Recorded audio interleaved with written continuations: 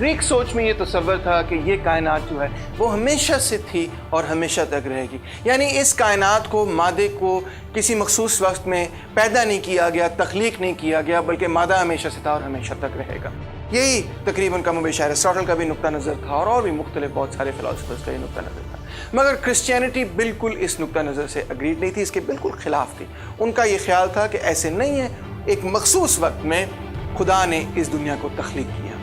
इसलिए उनके नुक्ता नज़र में 3 डिफरेंट पॉइंट्स ऑफ व्यूज़ हमें मिलते हैं मिडीवल फ़िलासफ़ी में। एक है क्रिएशियो एक्स निहिलो, यानी क्रिएशन आउट ऑफ नथिंग। पहले कुछ भी नहीं था, किसी किस्म का कोई मादा नहीं था और खुदा ने फिर मादा पैदा किया, वक्त पैदा किया, पूरी कायनात जो है उसको पैदा किया। दूसरा था क्रिएशियो एक्स मटेरिया, यानी कि creation out of matter. Matter जो है किसी ऐसी शक्ल में था, हमेशा से फॉर्मलेस शक्ल में था, यानी कि उसकी कोई ठोस शक्ल नहीं थी, मगर मैटर हमेशा से था। खुदा ने उस मैटर को कायनात की शक्ल में बना। और तीसरा ये था क्रिएशियो एक्स डियो, यानी कि creation out of the being of God. ये जो सब कुछ दुनिया के अंदर पाया जाता है बुनियादी तौर पे खुदाइयत का एक हिस्सा है। और फिर वो बहस जो कि आज जदीद दौर के अंदर आज भी चल रही है, ख़ास तौर पे थर्ड वर्ल्ड के अंदर, मुस्लिम दुनिया के अंदर, यानी फेथ वर्सेस रीज़न। ये एक ऐसी डिबेट थी जो कि पूरे मिडिल एजेस में चलती रहती है। अब मिडिल एजेस में जो फ़लसफ़ा करने वाले लोग थे या फ़लसफ़े पे गौर करने वाले लोग थे, फ़लसफ़े पर तनकीद करने वाले लोग थे या फ़लसफ़े को कबूल करने वाले लोग थे, उनके बुनियादी तौर पे आप कह सकते हैं कि 3 असूल थे कि जिनकी बुनियाद पे वो फ़लसफ़े को देखते थे और समझने की कोशिश करते थे। एक था ratio, logic, dialectic and analysis, यानी कि जो पहले से एक रैशनल डिस्कोर्स हमें मिला है, जो एरिस्टोटल और प्लेटो और ये जो पूरा ट्रेडिशन मिला है, जिसमें लॉजिक को इस्तेमाल किया जाता है, डायलेक्टिक्स को वगैरह वगैरह सब चीज़ों। दूसरा था ऑक्टोरिटास, यानी डेफरेंस टू अथॉरिटी, यानी कि जो लोग इल्म रखते हैं, जो क्रिश्चियनिटी के सेंट्स हैं, उनका क्या नुक्ता नज़र है, उस पर हम रिलाय करें, अथॉरिटी पर हम रिलाय करें। और तीसरा जो सबसे अहम था वो था कॉन्कॉर्डिया, यानी कि आया एक फ़लसफ़ा जो है या एक फ़लसफ़े का कोई एक तसव्वुर जो है वो क्रिश्चियनिटी की टीचिंग्स के साथ कॉन्कॉर्ड करता है, उसके साथ मिलता है या उसको कॉन्ट्रडिक्ट करता है। अगर तो कॉन्कॉर्ड करता है तो फिर वो कबूल किया जा सकता है, अगर वो कॉन्ट्रडिक्ट करता है तो फिर उसको कबूल नहीं किया जा सकता।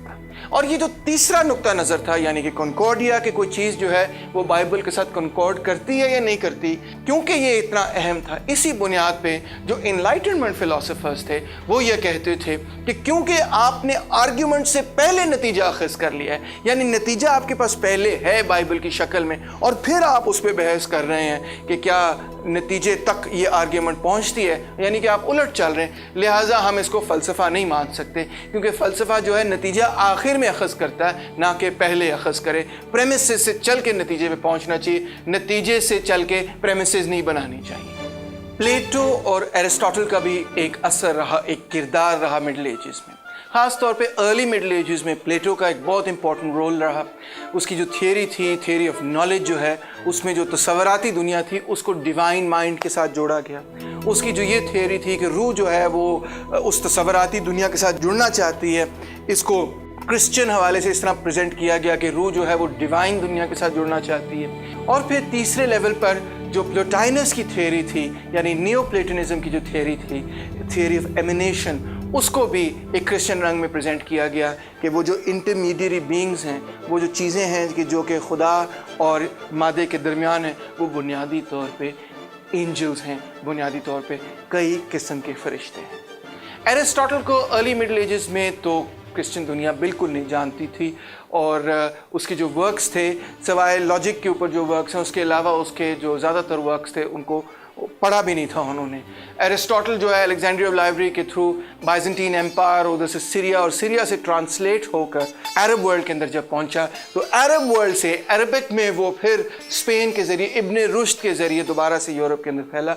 तो फिर सेंट थॉमस एक्वाइनस ने एरिस्टोटल को यूरोप के अंदर मकबूल किया, और एरिस्टोटल के भी जो ख्यालात थे, ख़ास तौर पे उसका जो तस्वर था 4 कॉजेज़ का, ये बड़ा अहम था। जो प्राइम मूवर का तस्वर और अनमूव मूवर का तस्वर था, ये बड़ा अहम था। उसने जो मैटर और फॉर्म, सब्सटेंस और फॉर्म के दरमियान जो डिफ्रेंशिएट किया, जो बताया कि किस तरह से चीज़ें मुख्तलिफ हैं, उसका बड़ा अहम किरदार था। ये सब चीज़ें अभी अगर आपके जहन में पूरी तरह से नहीं उतर रही, या बहुत सारी मैंने अभी अंग्रेज़ी की टर्में इस्तेमाल की जिसकी वजह से ये थोड़ी सी उभाम पैदा हो गया, कन्फ्यूजन पैदा होगी, तो फिक्र ना करें, इसको हम तफसील से बाद में देखेंगे। क्रिश्चियन जो सोच थी उसकी मुखालफत फ़लसफ़े के हवाले से इस वजह से भी थी क्योंकि एक ऐसा रुझान निकला जिसको हम नॉस्टिसिज्म कहते हैं, जो कि हेलेनिस्टिक सोच यानी ग्रीक्स की सोच और क्रिश्चियनिटी को मिलाना चाहता था, मगर एक ऐसे अंदाज में मिलाना चाहता था जो कि क्रिश्चियन दुनिया को काबिल कबूल नहीं था। वो ये कहते थे कि अकीदे की जगह हम इल्म लेके आएंगे। वो एक ड्यूलिज़म की बात करते थे कि एक तरफ खुदा जो है और दूसरी तरफ जो मादा है, वो हमेशा से वो ड्यूल, दो मुख्तलिफ चीज़ें हैं, और इन दो मुख्तलिफ चीज़ों के दरमियान जो खला है वो इसी तरह पूरी हो सकती कि इंसान जो है, जो कि मादे का बना हुआ है, वो बतदरीज जो है खुदा के करीब पहुँचे। इसमें बहुत सारी मिस्टिकल किस्म की या मिस्टिसिज्म की भी बहुत रुझान जो है वो पाए जाते हैं। नतीजा ये हुआ नॉस्टिसिज्म का कि नॉस्टिसिज्म के जो खिलाफ क्रिश्चियनिटी का रद्द अमल था, उसके नतीजे में क्रिश्चियन जो सोच थी वो न सिर्फ नॉस्टिक सोच के ख़िलाफ़ हुई, बल्कि उसमें एक ऐसी लहर भी उभरी कि जो कि मुकम्मल तौर पे ग्रीक फ़लसफ़े को रद्द करना चाहती थी, उसके ख़िलाफ़ रहना चाहती थी। क्रिश्चियन दुनिया के अंदर और थियोलॉजियंस के अंदर, चर्च के अंदर, जहाँ पे एक तरफ वो नुक्ता नज़र था जो कहता था कि ये सब बेवकूफ़ी है, ये सब फूलिशनेस है। मिसाल तौर पे टर्टुलियन जो है वो ये कहता था कि पेगन फ़िलासफ़ी ये इस दुनिया की बेवकूफ़ी है, बुनियादी तौर पे ये जो सारा फ़लसफ़ा है, प्लेटो है, एरिस्टोटल है, जो भी है। तो दूसरी तरफ क्लेमेंट ऑफ अलेक्जेंड्रिया जो कहता था philosophy is a gift of God, Plato took his wisdom from Moses and the prophets, यानी कि प्लेटो ने अपने जो इल्म है वो बुनियादी तौर पे हज़रत मूसा और मुख्तलिफ पैगम्बरों से हासिल किया, इसलिए फ़लसफ़ा जो है उसके हमें मुखालफत नहीं करनी चाहिए। फिर इसके बाद फ्लेवियस जस्टिनस ये कहता है कि प्लेटो की जो थियरी ऑफ नॉलेज है वो एक खुदाई तस्वर है। वो जो तस्वराती दुनिया है, जो कि इस दुनिया से ऊपर की दुनिया है, वो बुनियादी तौर पे खुदा ही है।